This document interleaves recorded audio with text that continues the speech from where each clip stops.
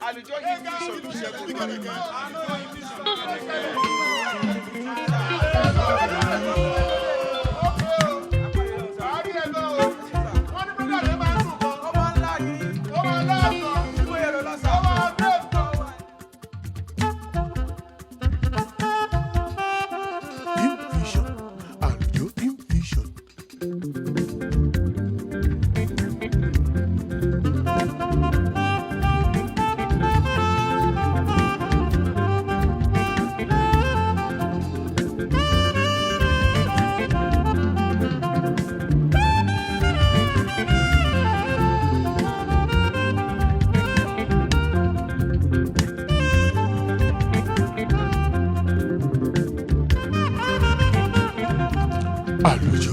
Vision. Oh my Lord, and great God, you knew.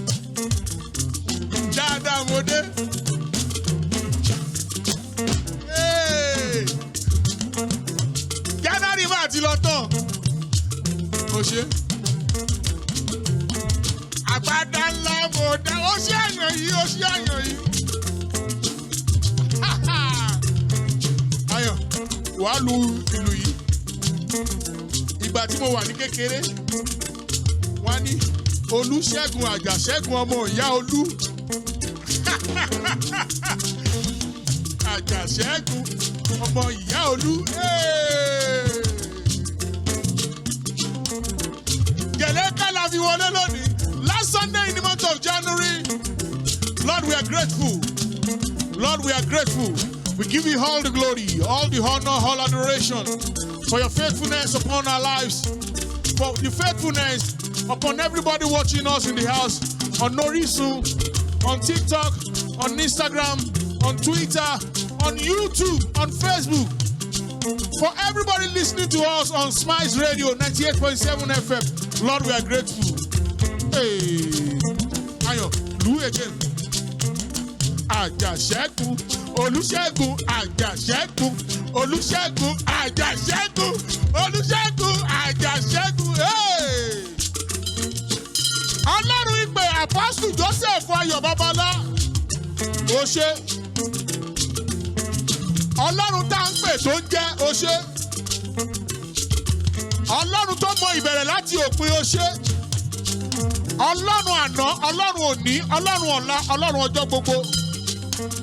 Lord, we are grateful for your faithfulness upon our lives. Thank you, thank you, thank you. This is the last month in the month of January. Dear, January man lọ. Olúwa ẹ ṣé. Ẹlẹ́dàá ṣẹ̀dá mà ní bàbá mi. Hallelujah. Ẹ̀yin ara mi ẹ bá mi yọ̀ mo yege. Ọ̀rẹ́ mi ló kọ. Ayọ̀, ọ̀rẹ́ mi ló kọ. Táyọ̀ Ìbíyẹyẹ ló lórí yẹn. Mega T, God bless you. Ẹlẹ́dàá ṣẹ̀dá mà ní bàbá. Hallelujah. Ẹ̀yin ara mi ẹ bá mi yọ̀ mo yege. Ayege Gbénga bó yege. Ayege. Dáfídì. Ayege. Ṣínà. Ayege. Ọpẹ́. Ayege. Oṣé ọpẹ́ ọpẹ́ oṣé. Máyọ̀wá. Ayege. Ayege. Ayege. Oṣé. Oṣé. Mr. Fred, Emmanuel, Sheyi, God bless you all in the name of the Lord Jesus Christ. Thank you for joining us today in AlujoHymn Fusion with Segun Oluwayomi, the last Sunday in the month of January 2025. So, Lonnie, to the left, to the right, to the left, to the right, to the left, to the right. Ọkọ̀ ọpẹ́ la mú wá lónìí, kẹ̀lẹ́kẹ̀ la dẹ̀ máa ṣe.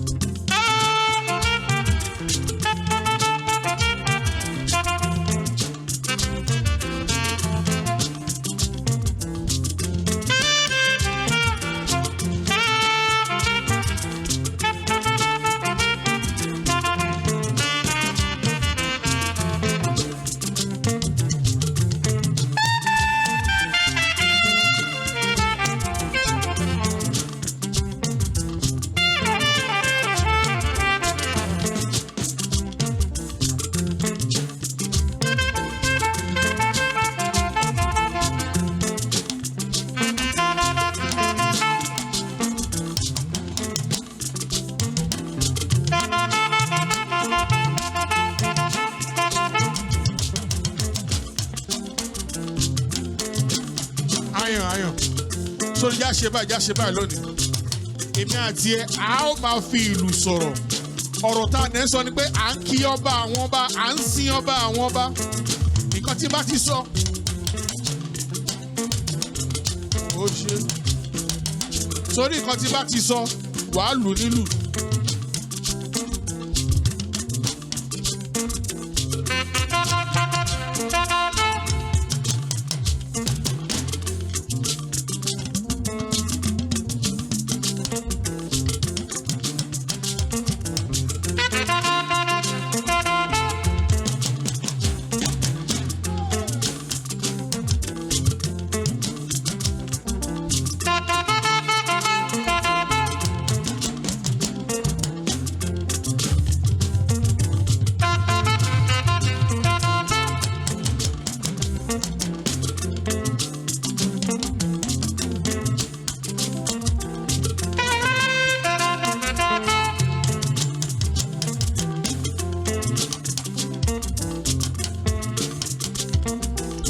Ilé ayọ̀ irọ́ kí lè ṣú pa èké kí lè ṣú ṣe Jésù tá a gbójúlé ó ń bẹ láàfin irọ́ kí lè ṣú pa.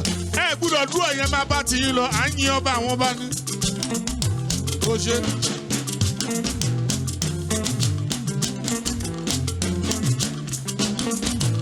Ó ṣe Máyọ̀wá irọ́ kí lè ṣú pa èké kí lè ṣú ṣe Jésù tá a gbójúlé ó ń bẹ láàfin. Irọ́ kí lè ṣùgbọ́n lúlúlú.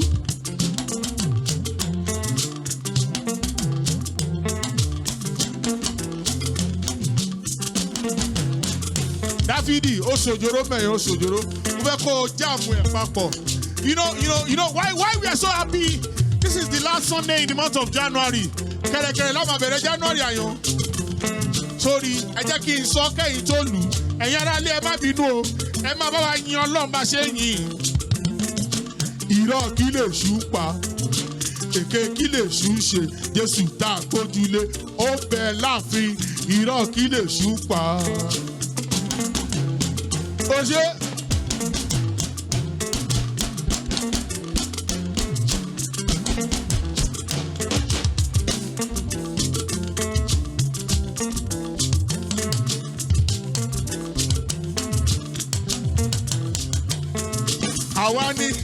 Àwa náà kọ́ Ọlọ́run ọba mo gbọ́dù dí àyàn.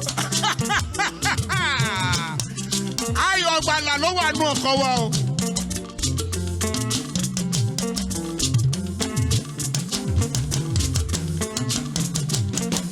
Olúwa ṣé o.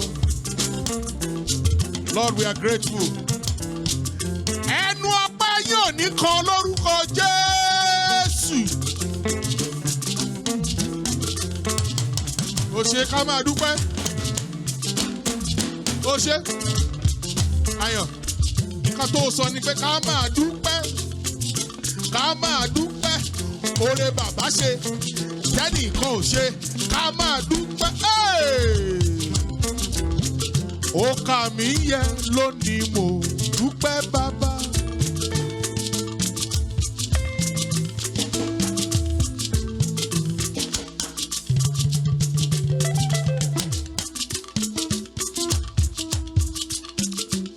kà mí yẹn lónìí mo dúpẹ́ bàbá.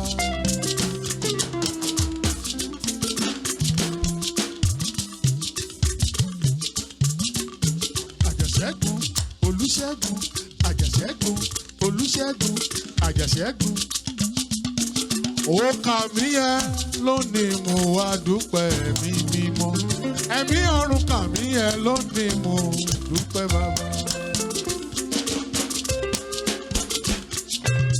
Olúṣẹ́gun Àjàṣẹ́gun Olúṣẹ́gun Àjàṣẹ́gun. Ẹ̀yin tẹ́ ẹ wà ń lé Olúṣẹ́gun ni yín Àjàṣẹ́gun ni yín. For you saying the last month in the last week in the month of January, it is a privilege. Some died in the first week of this year. Some died in the second week of this year. Some died in the third one. This is the last week in the month of January. You've got every reason to praise God. Tani o tu gbega o bí kò ṣe bàbá lókè. Tani o tu fi gbogbo ọpẹ́ mi fún. Olóò tó dá àwọn òkè yìí bá. Ẹ̀yin ni mo fi ọpẹ́. Tàbí kò ṣeun fún wa, ó mà ṣeun.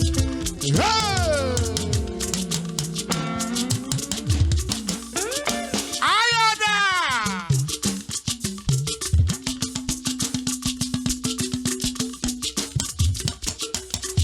Ayọ̀, wàá lu orin ìwádìí. Àlátájá bá ńlá inú ajá ní pé ẹnìkan ò bẹ̀yìn ọ̀la ohun t'Olúwa ó ṣe kò fi rán ẹnìkan.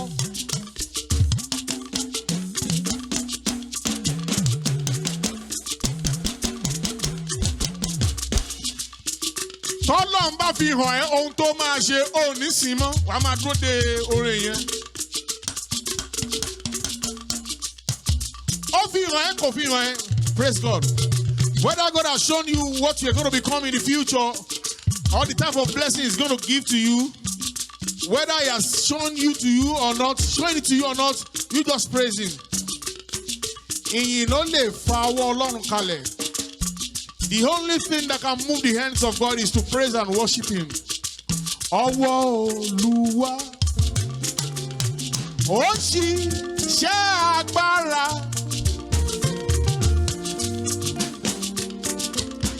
Ìyanu lọ́rẹ́, ó yí ayé mi padà. Orísun ìyè, orísun tí kìí gbẹ. Ọwọ́ Olúwa ó ń ṣiṣẹ́ agbára.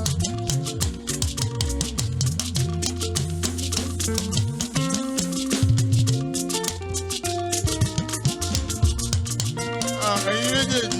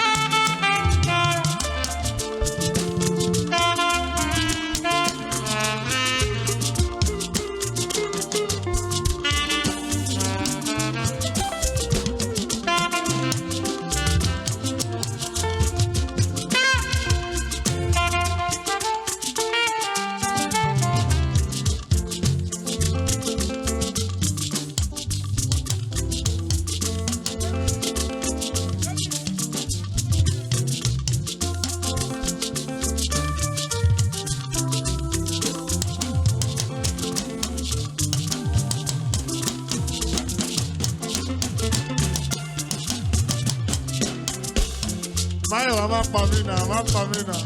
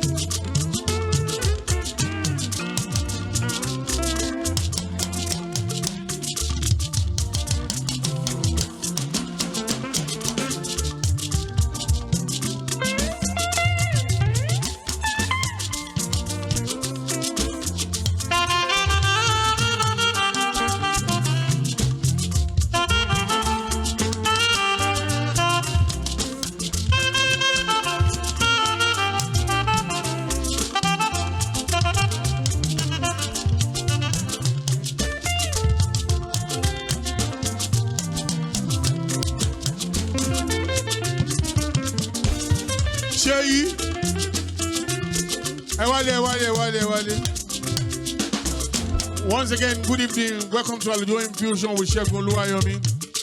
With my crew here, with my band member here, we're saying thank you for supporting us, for watching all our videos, and for being with us today. We're saying thank you, God bless you, the Lord will keep you.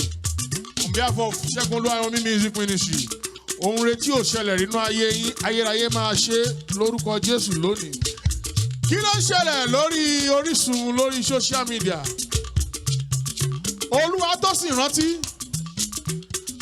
Olúwatósìn ọ̀sìn, Jésù tọ́ mi lọ, ṣé mo mú báyìí? Okay, bí Jésù ti dá mi nídè.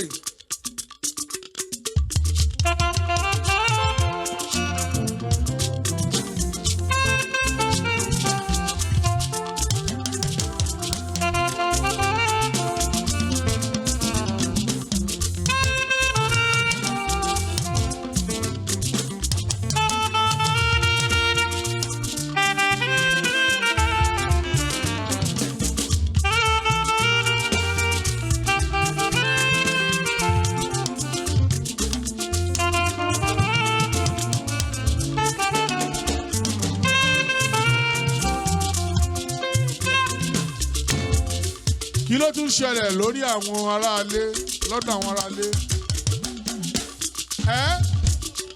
Ọmọọba Wálé, kí ló pé? Títí láíláí lọ́pẹ́ rẹ̀.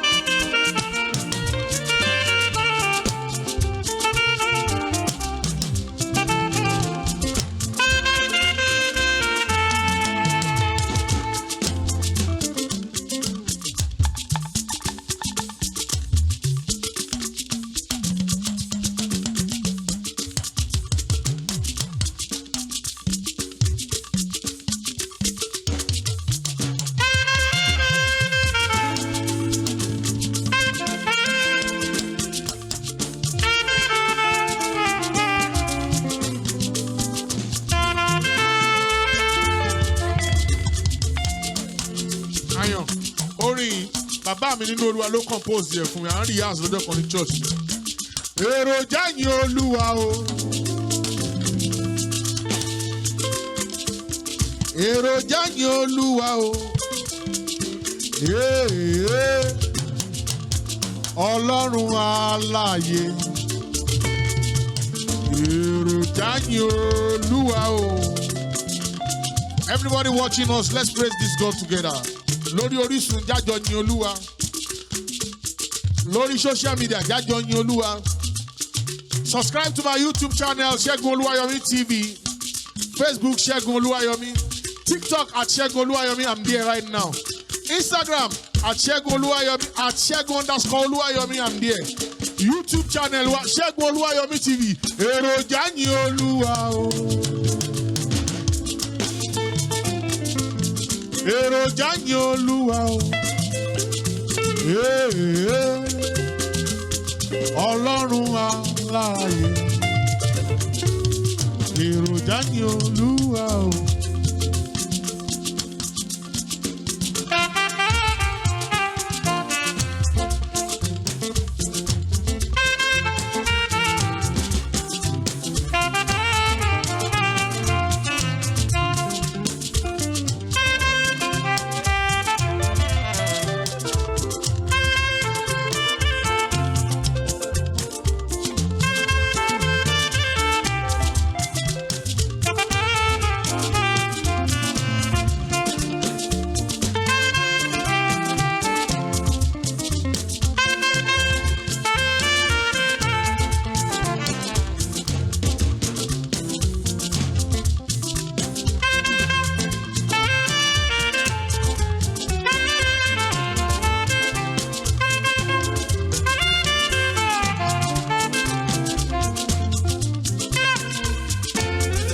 Ṣẹlẹ̀ lọ́dọ̀ àwọn ará ilé.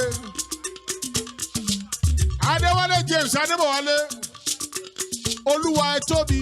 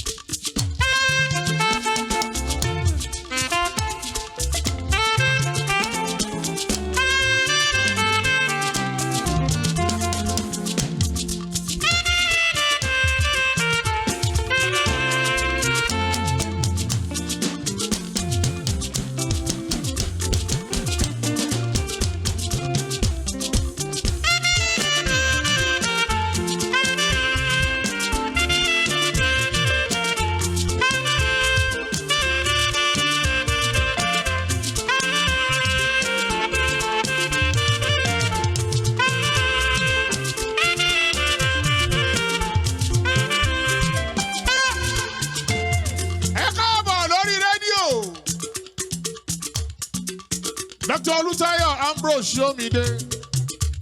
Èèyàn dáadáa ni máa yẹn. Gbénga, ṣé mo gbà? Èèyàn dáadáa ni máa yẹn. Emmanuel ṣé mo gbà?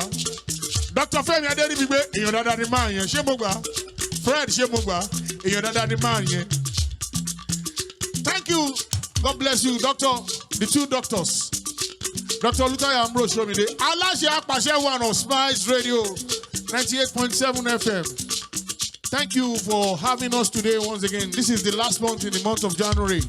Or last week in the month of January. Oluwa ẹ ṣé o. Oluwa ẹ ṣé o. Doctor, thank you. Ẹ̀yin aráalé, ẹ gbé ọwọ́ méjèèjì sókè. Ìyẹn mi pé ẹ ti surrender ara yín fún ọba àwọn ọba.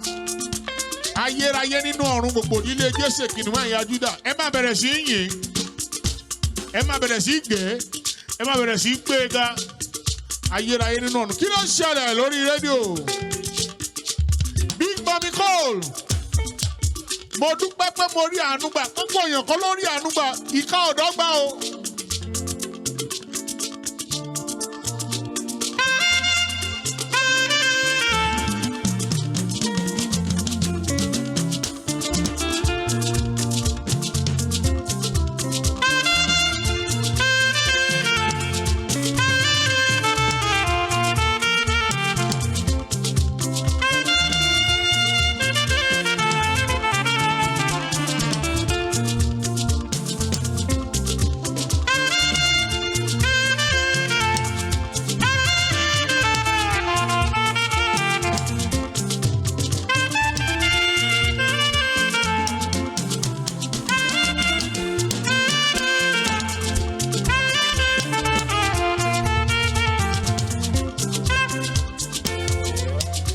tún ṣẹlẹ̀ lórí rédíò lórí Orísun?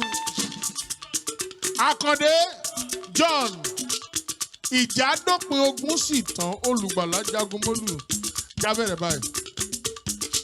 Hallelujah. Hey.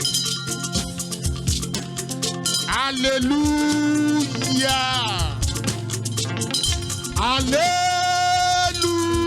Hallelujah. Ìjà dópin ogun sì tán olùgbàlà jagun mólú. Orin ayọ̀ làwa ò kọ. Hallelujah.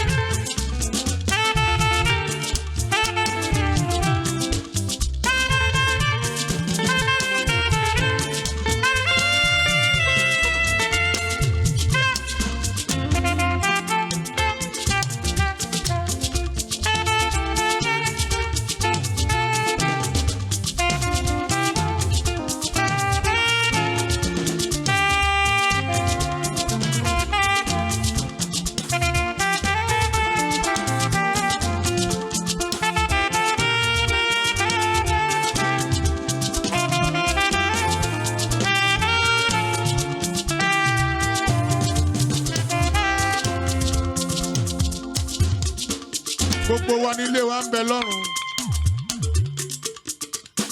Ohun tí ò ní jẹ́ kó o débẹ̀ ni kó o máa dẹ́ṣẹ̀. Olúwa ṣàánú mi o. Ṣọ́ra jìnnà sí ẹ̀ṣẹ̀. Àwọn sẹ̀rẹ̀ ló lórin yẹn, mo gbádùn orin yẹn gan. Kí ló tún ṣẹlẹ̀ lórí rédíò? Ọmọlá Akínbẹ́mi, ẹ̀yin ọba ògo òun ni Ọlọ́run.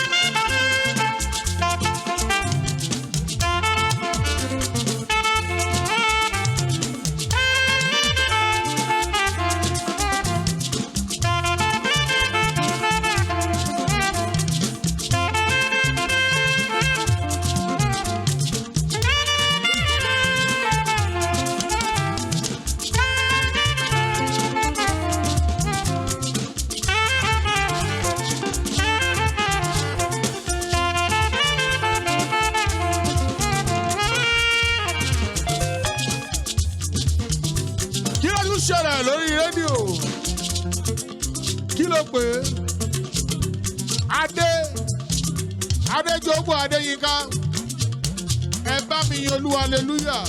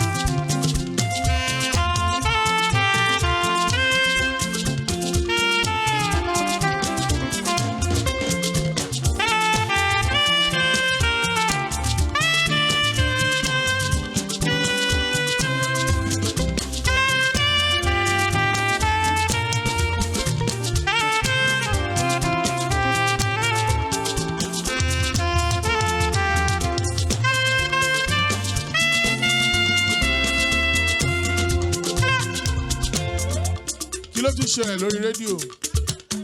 Daniel Taiwo, Ọlọ́run bàbá lọ́lá.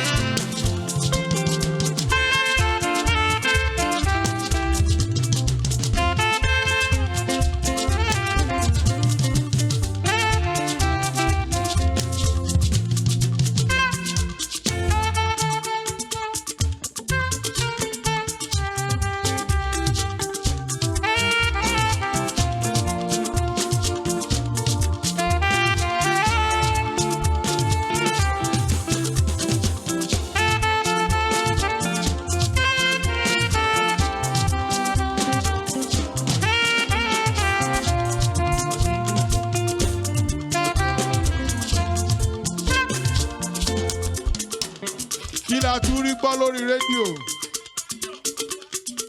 Adébáyọ̀ Olúwatóbi gbé Olúwa ga pẹ̀lú mi ẹ̀yin ènìyàn.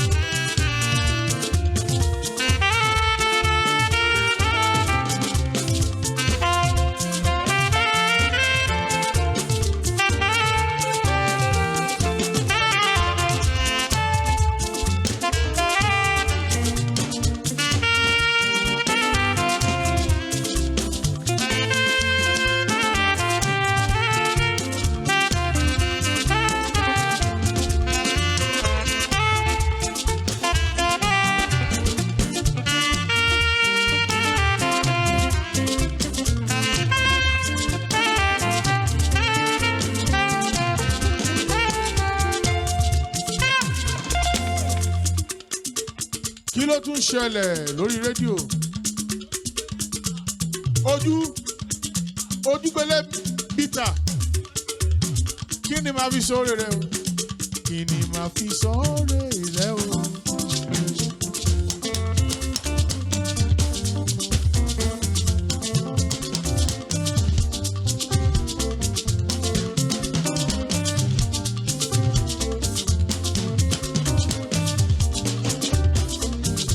Máa fi sóore rẹ o. Olúwa ṣé o. Ó ṣe tó gbà mí là, ó ṣe ń wo. Ó ṣe tó gbà mí là, ó ṣe ń wo. Ó ṣe tó gbà mí là, ó ṣe ń wo. Ó ṣe tó gbà mí là, ó ṣe ń wo. Thank you for saving me. Thank you, my Lord. Thank you for saving me. Thank you, my Lord. Ẹ wálé. Kí ló tún ṣẹlẹ̀ lórí rédíò?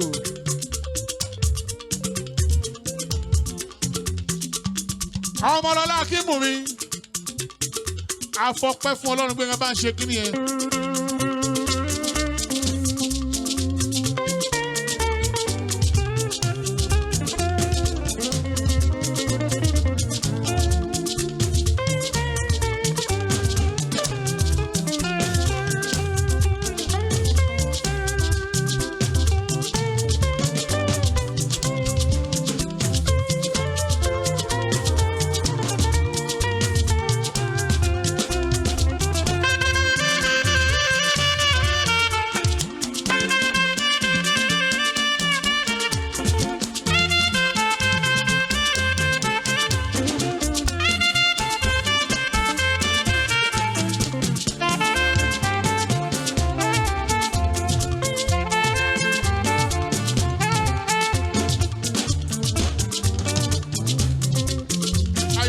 Ta lẹni tó ń ṣe bí ọba lórí ayé wa o. Ta lẹni tó ń ṣe bí ọba lórí ayé wa o. Tọ́lọ́run ò fi jọba tó pera rẹ̀ lọ́ba. Ó wá gbójú gbáyà, ó ní lẹ́yìn Ọlọ́run òun ló kù. Ẹ̀mí mímọ́ rọ̀ wọ́n lóye kàn yé ṣe bí ọba. Ẹ̀mí mímọ́ rọ̀ wọ́n lóye kàn yé ṣe bí ọba. Ẹ̀mí àwọn wòlíì rọ̀ wọ́n lóye kàn yé ṣe bí ọba o. Ẹ̀mí mímọ́ rọ̀ wọ́n lóye kàn yé ṣe bí ọba. Ẹ̀mí mímọ́ rọ̀ wọ́n lóye.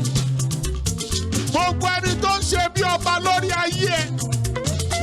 Ẹ̀mí mímọ́ rọ̀ wọ́n lóye lórúkọ Jésù. Kí ló tún ṣẹlẹ̀ lórí rédíò? Ògúnláyé Ṣẹ́gun Jésù.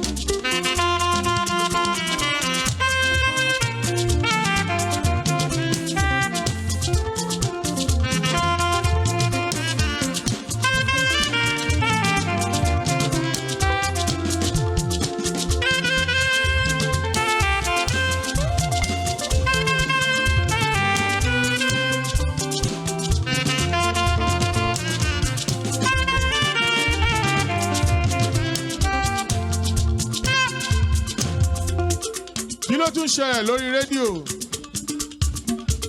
Ọmọlọ́lá Akínbámi afọpẹ́fọlọ́run gbéga ṣe kínní yẹn.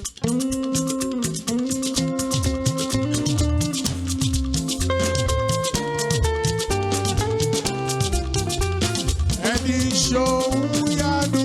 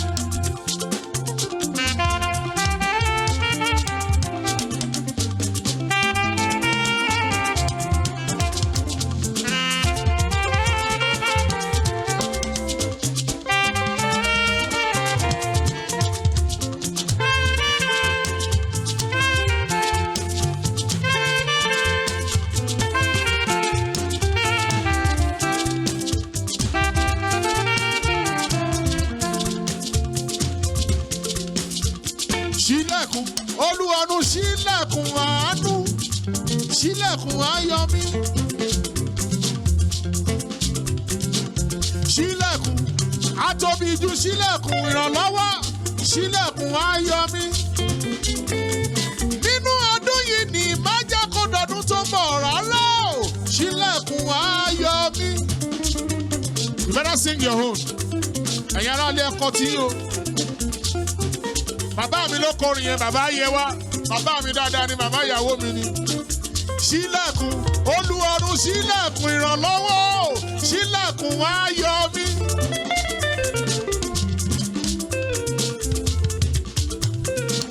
Ṣílẹ̀kùn àtọ́ríṣe, ṣílẹ̀kùn ìrànlọ́wọ́, ṣílẹ̀kùn ayọ̀ mi. Nínú ọdún yìí ni má jẹ́ kó dọ̀dún tó bọ̀ rárá o, ṣílẹ̀kùn ayọ̀ mi.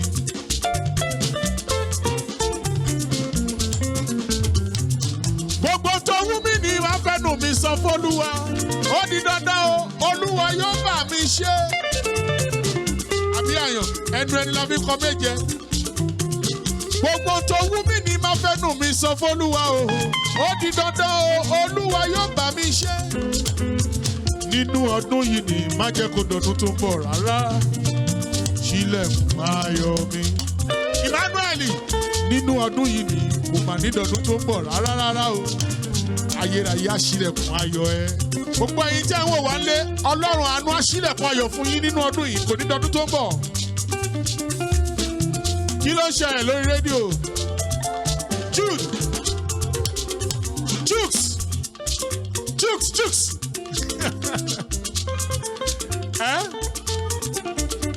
Judith, Ruth, okay, Ruth. Ìjádópin, ogun sì tán, olùgbàlà jagun mọ́lú. Orin ayọ̀ la ó máa kọ, hallelujah. Ìjádópin, ogun sì tán, olùgbàlà jagun mọ́lú. Orin ayọ̀ la ó máa kọ, hallelujah. Akíyọ̀ wípé ó ṣe Ọlọ́run ẹlẹ́dàá wa o.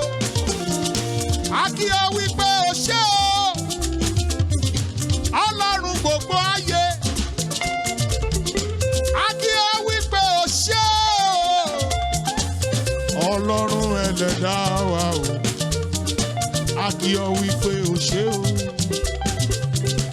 Ọlọ́run gbogbo ayé. A dá ọpẹ́ padà sọ́dọ̀ ẹni tó lọ́pẹ́. A dá ọpẹ́ padà sọ́dọ̀ ẹni tó lọ́pẹ́. A dá ọpẹ́ padà sọ́dọ̀ ẹni tó lọ́pẹ́ o. A dá ọpẹ́ padà